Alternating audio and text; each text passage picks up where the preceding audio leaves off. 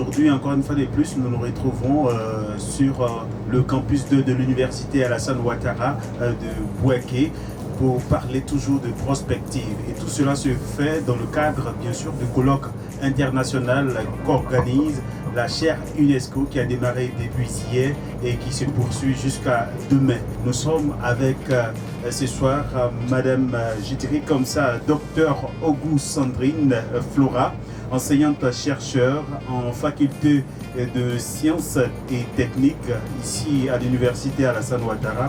Et tout à l'heure, au cours d'une des séances de travail, elle a exposé sur le thème suivant, caractérisation physique d'un liant géopolymère à base de poudre de verre, et surtout c'est basé sur l'étude de l'absorption en eau.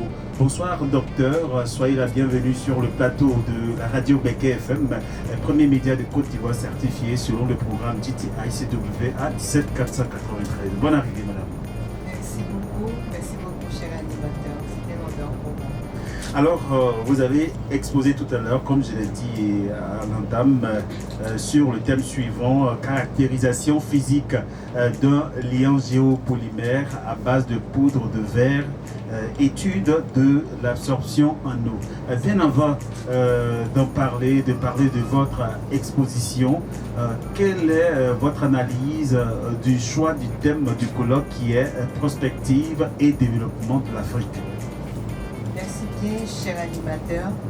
Alors, il faut dire qu'aujourd'hui, notre Afrique est confrontée à plusieurs maux. Et déjà, ce point, ce terme est vraiment bienvenu.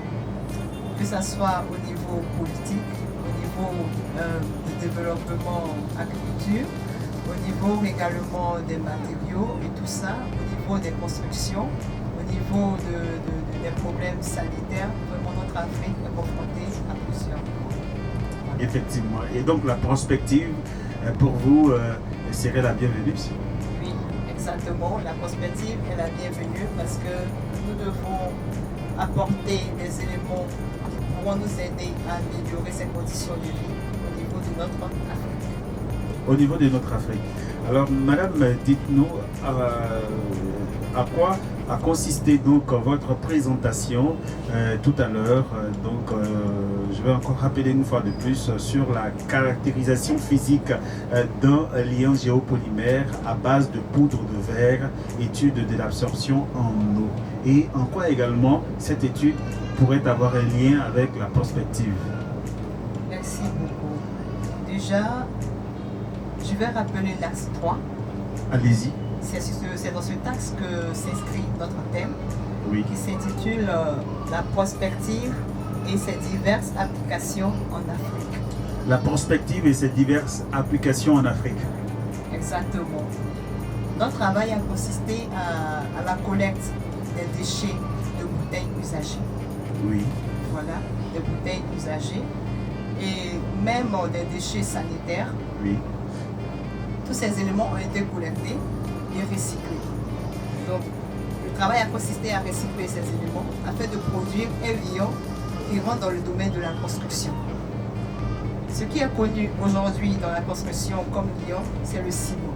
Oui. À travers cette étude, nous mettons sur le marché un autre type de liant qui pourra nous aider donc dans la construction. Et la particularité de ce liant, c'est qu'il réagit en présence de la chaleur, c'est-à-dire nous n'aurons pas besoin d'eau, oui, pour la liaison des grains de sable ou encore des granulats que les gens connaissent bien. Oui. Mais nous aurons plutôt besoin de la chaleur. Aujourd'hui, il fait très chaud. Donc, en confectionnant notre liant, oui. C'est ça? En confectionnant notre liant, oui, qui va nous permettre d'élaborer nos différentes briques pour les maisons, nous aurons plusieurs économies. Donc, cela rentre dans notre axe pour un développement durable de notre Afrique. Pour un développement durable de notre Afrique. Et donc, si l'on veut bien comprendre du point de vue d'un citoyen lambda, c'est-à-dire les bouteilles, les verres en bouteille, en tout cas je dirais comme ça, ce matériau pourra peut-être servir ou remplacer le ciment, c'est ça? Oui, si vous voulez bien. C'est un autre type de liant. Donc, il pourra remplacer le ciment qui est tellement utilisé en Afrique, alors que le ciment n'est pas fabriqué chez nous. Oui. Voilà. Nous sommes obligés de d'importer le clinker pour la fabrication. Nous rencontrons à chaque coin de rue des bouteilles usagées. Pourquoi ne pas donc collecter ces différentes bouteilles Oui. pour la fabrication de ce lion? Cela nous permettra de gagner en argent, Oui. nous permettra de gagner également en conditions de vie. En conditions de vie. Et cela m'intéresse beaucoup, madame. Est-ce que pour vous, ça veut dire aussi que le lion à base de verre a un avantage d'un point de vue écologique et de préservation de territoire? Je veux même évoquer la notion de territoire durable. Est-ce qu'il y a un avantage par rapport à tout ce qu'on connaît déjà comme lion? Oui, il y a un avantage. Bon, déjà au niveau, comment on appelle ça?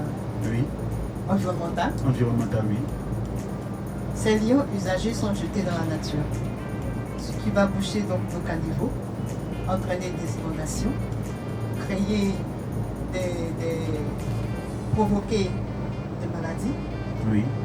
Et donc pour pouvoir éviter tout cela, nous pouvons collecter donc ces différentes bouteilles et confectionner notre lion. L'étude qui se poursuit actuellement, c'est une étude générale du coût financier. Voilà.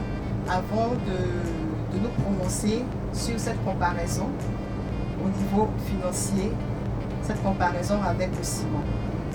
Donc là, nous préférons nous retenir Oui. avant de pouvoir nous prononcer sur le coût financier.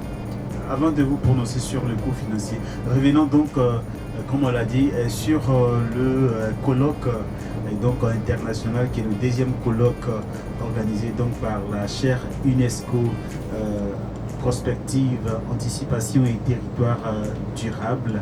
Alors comment percevez-vous les démarches ou la démarche de cette chaire et surtout ces initiatives qu'elle prend en faveur du développement? Déjà, je félicite la chaire pour cette initiative. Elle travaille beaucoup pour l'avancée voilà, de la population, des structures. Et déjà, je tiens à féliciter la chaire. Féliciter la chaire. Alors, madame, colloque international à Bouaké sur la prospective, quel serait votre appel aujourd'hui en tant qu'enseignante-chercheur à l'endroit peut-être de nos dirigeants, en tout cas à l'endroit de qui vous voulez? Alors, ce que je peux dire, c'est que au cours de ce colloque, il y a eu vraiment de belles présentations et de beaux résultats. Et même de beaux résultats, comme je l'ai dit, qui peuvent donc permettre de développer l'Afrique. Ce que je propose, c'est que vraiment ces différents résultats soient vraiment vulgarisés auprès des autorités pour qu'il y ait une suite favorable pour le développement de la Côte d'Ivoire et de l'Afrique entière. Je vous remercie. Merci beaucoup, Dr Auguste Sandrine Flora, enseignante-chercheur en faculté de sciences techniques à l'université Alassane Ouattara. Je rappelle que dans le cadre du colloque international, le deuxième colloque international organisé par la chaire UNESCO, qui est toujours en cours et se poursuit jusqu'à demain vendredi. Et donc, vous avez pris la parole et vous avez fait une présentation sur la caractérisation physique d'un liant géopolymère à base donc de poudre de verre, étude de l'absorption en eau. Et tout cela s'est fait également dans le cadre de diverses applications de la prospective. Mesdames et messieurs, et donc merci encore une fois de plus de nous avoir suivis. Nous allons poursuivre cette série d'entretiens toujours avec nos différents participants au colloque international sur la prospective. Et surtout, nous demandons de rester connectés.